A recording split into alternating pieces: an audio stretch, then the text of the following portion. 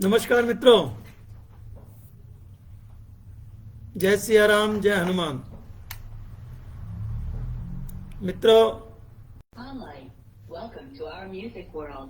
Ready to pair. स्वास्थ्य श्रृंखला में मैं आज पुनः प्रस्तुत हूं। मित्रों,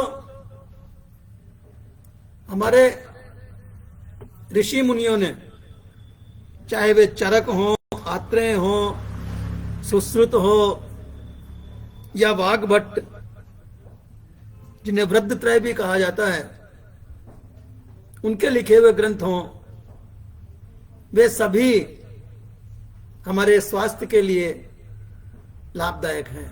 उनमें लिखी हुई एक एक बात हमारे जीवन को सुधारने के लिए लिखी गई है। यदि हम उनके बताए हुए सूत्रों के हिसाब से चलें तो जीवन में कभी बीमार ही नहीं पड़ सकते।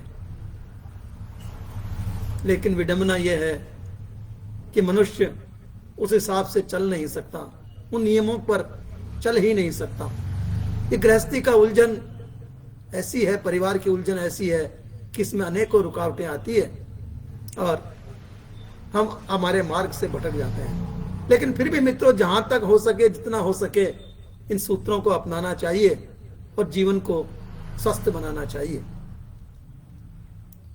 तो वाग्भट्ट जी ने हमें 5 सूत्र दिए हैं। यदि हम 5 सूत्रों को अपना लें तो जीवन में कभी भी बीमार नहीं पड़ सकते। वाग्भट्ट जी ने कहा है कि एक तो जब भी हमें मल मूत्र का आवेग आवे तो तुरंत भाग करके उसका विसर्जन करना चाहिए। जितना जल्दी हो सके उसका विसर्जन कर लेना चाहिए, क्योंकि उनसे ही अनेक बीमारियां पनपती हैं। ये दूषित पदार्थ हमारे शरीर में रहेंगे तो उनसे अनेकों बीमारियां पैदा करेंगे, अनेक बीमारियां पैदा हो जाती हैं। इसलिए उन दूषित पदार्थों को शीघ्रातिशीघ्र हमारे शरीर से उन्हें त्याग देना चाहिए।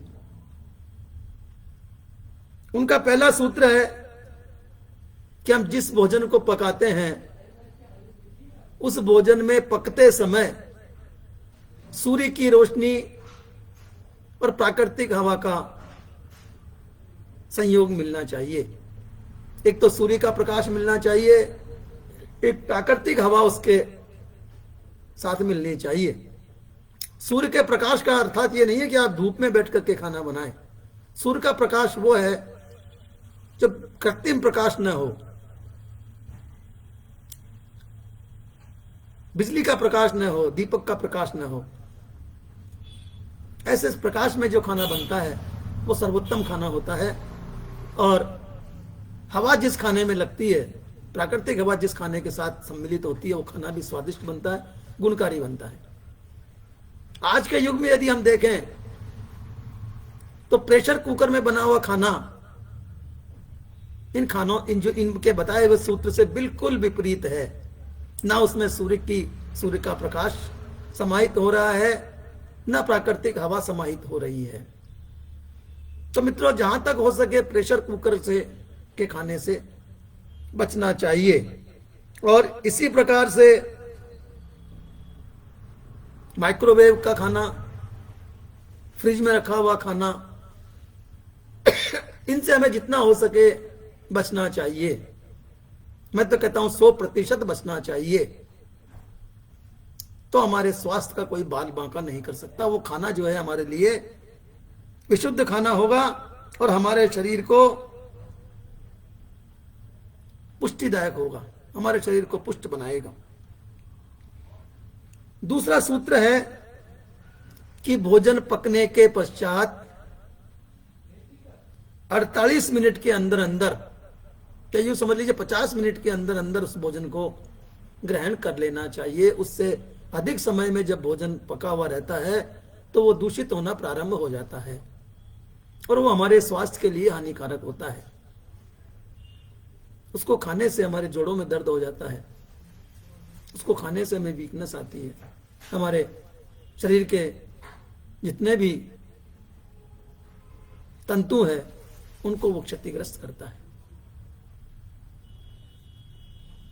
उसमें लगातार उसके जो न्यूट्रिशन है वो कम होने लग जाते हैं और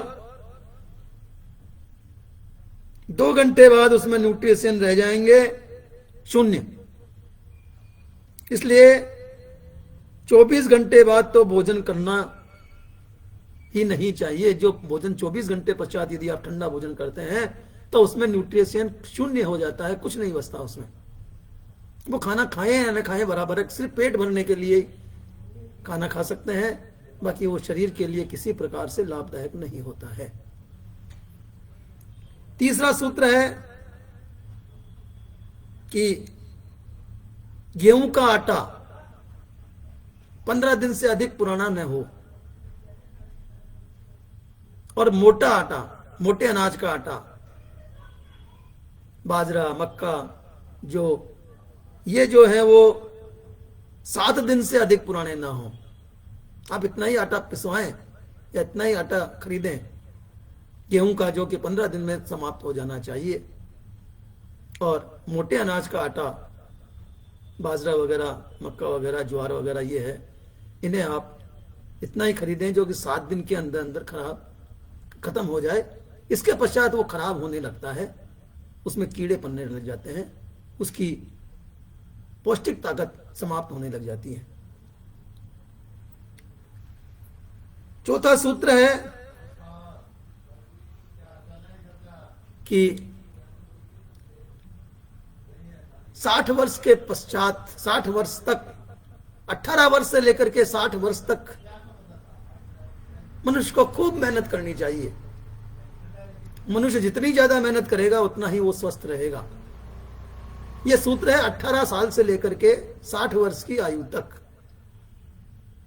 अधिक से अधिक मेहनत करे, अपने बूते से भी थोड़ी ज्यादा ही मेहनत करे तो मनुष्य स्वस्थ रहेगा। जितना उसका पसीना बहेगा उतने उसके शरीर की गंदगी उससे बाहर निकलेगी। जितना पसीना बहेगा उतनी बीमारियां उसको कम लगेगी।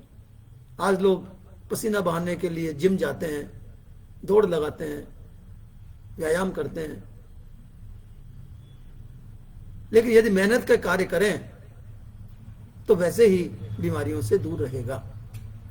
60 वर्ष के पश्चात मनुष्य को मेहनत का कार्य धीरे धीरे धीरे धीरे कम कर देना चाहिए, क्योंकि फिर शरीर में इतनी शक्ति नहीं रहती है कि वो मेहनत कर सके। उस वक्त 60 के बाद मनुष्य को आराम करना चाहिए।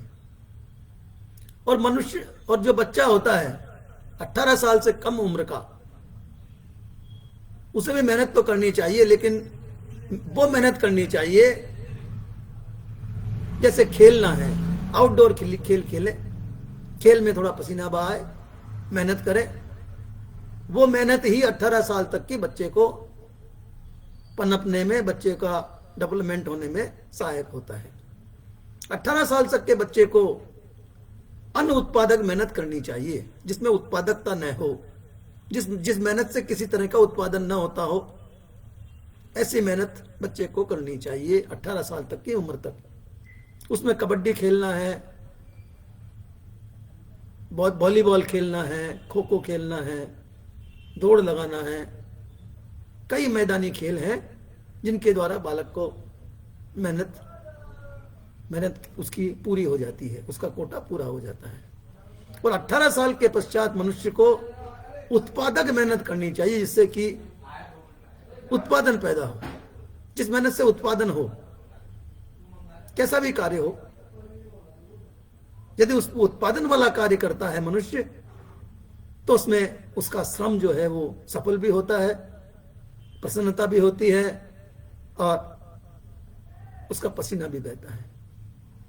तो ये चौथा सूत्र भागभट्ट जी का है। 5वां सूत्र है तासीर। मनुष्य जिस देश में रहता है उस तासीर के हिसाब से भोजन करे। ऐसा नहीं कि हम रहते हैं भारत में और भोजन कर रहे हैं यूरोप की तासीर वाला। यूरोप में तो ठंड पड़ती है, वहां का भोजन उसी प्रकार का बनता है। तो हम यदि उसी प्रकार का भोजन करेंगे तो हमारे भारत के मौसम से वो विपरीत भोजन होगा और हमें वो बीमार कर देगा। इसके अतिरिक्त भी हमारे भारत में 3 तरह से मौसम बदलते हैं, उसके हिसाब से ही हमें भोजन करना चाहिए। शीत ऋतु में आप मूंगफली खाइए, तिल खाइए, मेवे खाइए, घी खाइए, बाजरा खाइए, ज्वार खाइए, मक्का खाइए। आइसक्रीम ना खाइए, मतीरा ना खाइए, तरबूज ना खाइए। अगर आप ये सब खाएंगे तो अवश्य ही बीमार हो जाएंगे। और आज यही हो रहा है। हम देखते हैं कि सर्दी में भी लोग आइसक्रीम खा रहे हैं, फ्रिज का पानी पी रहे हैं, पंखा चला रहे हैं, एसी चला रहे हैं। ये बीमार पड़ने के ही काम है। इसी प्रकार से ग्रीष्म ऋतु आती है। ग्रीष्म ऋतु में आप मूंगफली न खाइए, तिल न खाइए। ये गर्म स्वभाव के पदार्थ होते हैं। इनके खाने से शरीर में गर्मी बढ़ेगी, गर्मी बढ़ेगी तो वात बढ़ेगा, वात बढ़ेगा तो हमारे जोड़ों में दर्द होगा, सूजन आएगी, मोटापा बढ़ेगा, मेद बढ़ेगा। तो ये तासीर का मनुष्य को ध्यान रखना चाहिए। मैंने देखा है प्रातःकाल लोग घूमने जाते हैं, वहां पर दौड़ लगाते हैं, जो गलत है। दौड़ न लगाए, आप तेज चल सकते हैं, आप भ्रमण कर सकते हैं, क्योंकि दौड़ लगाने से शरीर में उष्णता बढ़ती है। और हमारा देश तो वैसे ही उष्ण देश है। वही बात, उष्ण देश में हम उष्ण कार्य करेंगे तो हमारे शरीर में वात बढ़ेगा, वात बढ़ेगा तो दर्द बढ़ेगा, जोड़ों का दर्द बढ़ेगा। आप देखिए जितने भी रनर हैं, जितने भी धावक हैं, उन सब के घुटने थोड़े दिनों बाद पूर्णतः घिस जाते हैं। वे बाद में कहते हैं कि हमारे साथ ये क्या हुआ, ऐसा क्यों हुआ, हम तो खूब मेहनत करते थे, खूब दौड़ते थे, खूब इन जोड़ों को काम में लेते थे, फिर ऐसा क्यों हुआ। तो मित्रों, उसका कारण यही है कि गर्म देश में शरीर को गर्म करने के कार्य करेंगे तो वात बढ़ेगा, वात बढ़ेगा तो शरीर के जोड़ खिसेंगे, मोटापा बढ़ेगा, वजन बढ़ेगा और शरीर को रोगग्रस्त करेगा। 70% लोग इसीलिए बीमार पड़ते हैं कि उन्हें पता ही नहीं है कि हमें क्या खाना चाहिए, किस ऋतु में क्या खाना चाहिए, क्या नहीं खाना चाहिए। तो पता भी है तो लापरवाही करते हैं। विपरीत भोजन हमने देखा है, शादी में लोग जाते हैं, सबसे पहले स्टॉलों पर जाएंगे, वहां पर छोला टिकिया खाएंगे जिसमें इमली की चटनी डालेंगे, हरी चटनी डालेंगे, नमक मिर्चाले डालेंगे, खाएंगे, पानी पताशी पिएंगे, पनीर पराठे खाएंगे।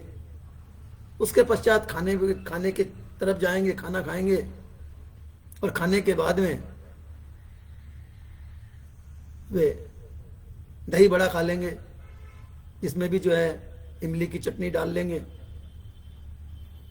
सर्दी में भी आइसक्रीम खाएंगे।